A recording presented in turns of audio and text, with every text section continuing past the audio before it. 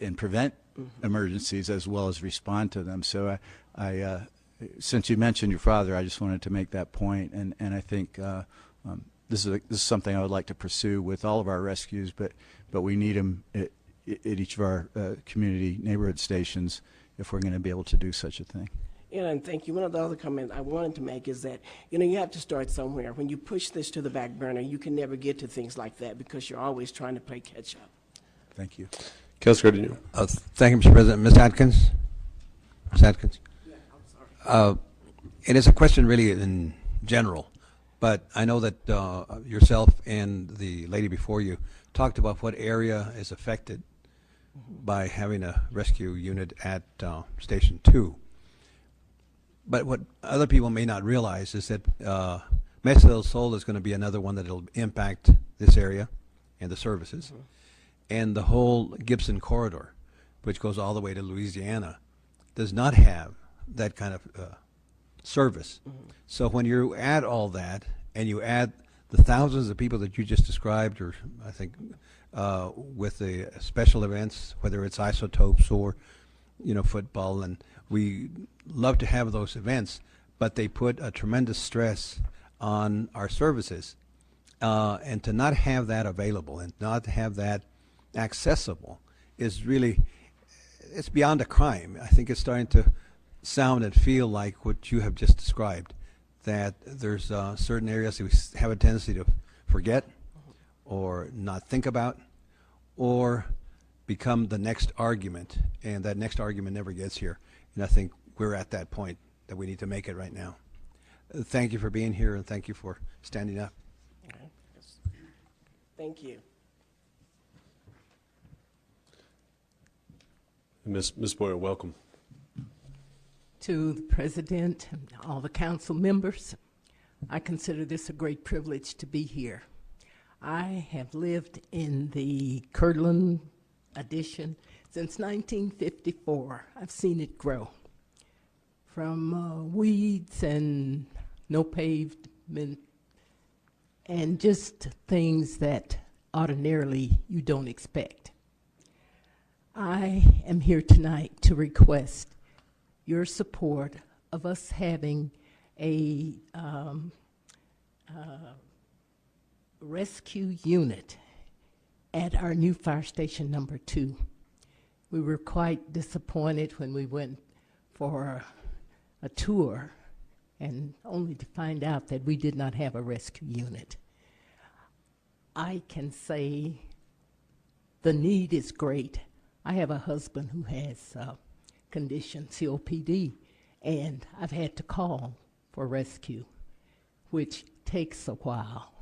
So when you get in that position, it's very, very frustrating, and it's frightening also. So I am asking that you all really consider the need for such. We have many seniors in the area who have lived there for like over 40 years, and some of them do not have the means to get to the hospital or anything of that sort. So I'm saying take under consideration, please, our community and provide us with the rescue unit. I thank you. You have any questions? I just want to thank everyone for coming down and staying up late to speak. Thank you, Ms. Boyer. Well, it's a pleasure, and I've stayed up longer than this for other things that are concerned with my community. And I thank you all for the representation that you all give us. Special thanks to my councilman, Mr. Benton. Thank you. Thank you. Councilor Myers? I have a question for Chief Breen. Thank you, Mrs. Boyer. Thank you very much.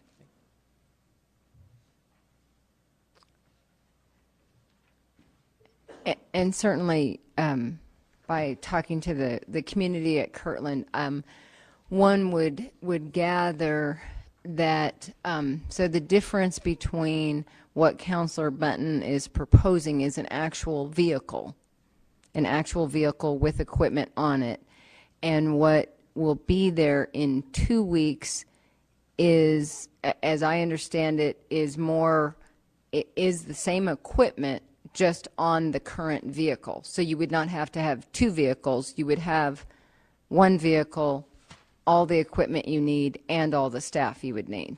Is that a correct statement? So that we would not be leaving in the lurch anyone at Kirtland because they would be going out in the same vehicle with that very same equipment.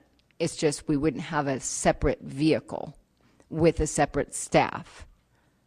Is that a correct understanding? Mr. President, Councilor Myers, that is correct. There will be a paramedic assigned to that unit within the next 2 weeks on a routine basis, 24/7 like any other unit, and they'll have the entire complement of paramedic level equipment assigned to that unit. And there will still be the response configurations and response modes will not change because of this assignment either. So why would anyone want to have an additional vehicle? Is that what fire stations are going to around the nation, or are they going to more of this model where everything is in one big, one unit so that it's very efficient? Well, Mr. President, Councilor Myers, it's a fairly complex issue. And what we're looking at is a very traditional emergency services delivery model that we operate under the city of Albuquerque. And there's been discussions about ALS expansion, taking one medic off the rescue and putting it on the engine company, more than doubling the amount of ALS units or response capability throughout the city, because it's time that really matters. When you look at the medical calls where life hangs in the balance, tissue is time as it relates to a cardiac arrest or a stroke for that matter, and that's where the response times really matter. And so what we're doing here, not only with, and Councilor Benton mentioned it as well, with community paramedicine, there's going to be major changes with the Affordable Care Act that will change the way that emergency medical services are delivered within the United States. We're studying that at length right now, and that's one of the reasons we're expanding our ALS system.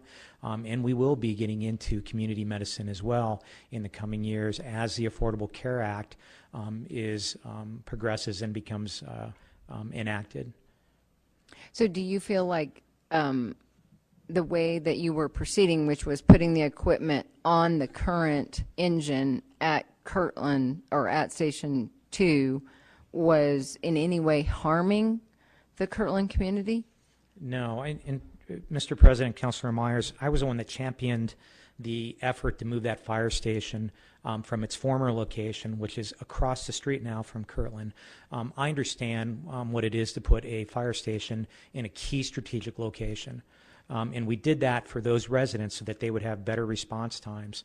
We're adding to that by putting a paramedic on that unit, which will give them quicker access to that advanced life support, life-saving care. And we're doing that in various places throughout the city, not just Station 2, but Station 4 and Station 10 as well. And do you think maybe the community just didn't understand that it was literally not a separate unit, that the equipment, the personnel would just be on the same engine? Do you think that's where the confusion happened? Because it seems like it would be better the way you were proposing. Mr. President, Councilor Myers, it's overall in the system, it's a better utilization of our resources, especially given our paramedic staffing levels. Thank you. And Chief, I know others that have some questions for you. So you're comparing a station that has a rescue. So you're comparing Station 2 with other stations that have a rescue vehicle, who through the ELS system that might you put a medic on an engine, and so now you have a station that has basically doubled the efforts there. So you're comparing a station like that with a station that does not have a rescue, but we're adding medic type capabilities to an engine. But still, that station would not have what other stations with rescue vehicles would have. I don't understand how you can make that, and why wouldn't you want this for the station? I mean, ultimately, wouldn't you see that this station have what every other rescue station would have? And does the administration have another use for this money? I mean, I don't know. I just have a hard time seeing why the resistance that you'd have to a proposal like this. I mean, are you worried about using this money in another way? You're trying to fight for it for something else? Because I haven't heard that either. Mr. President, no, it's not the case at all. Given our limited paramedic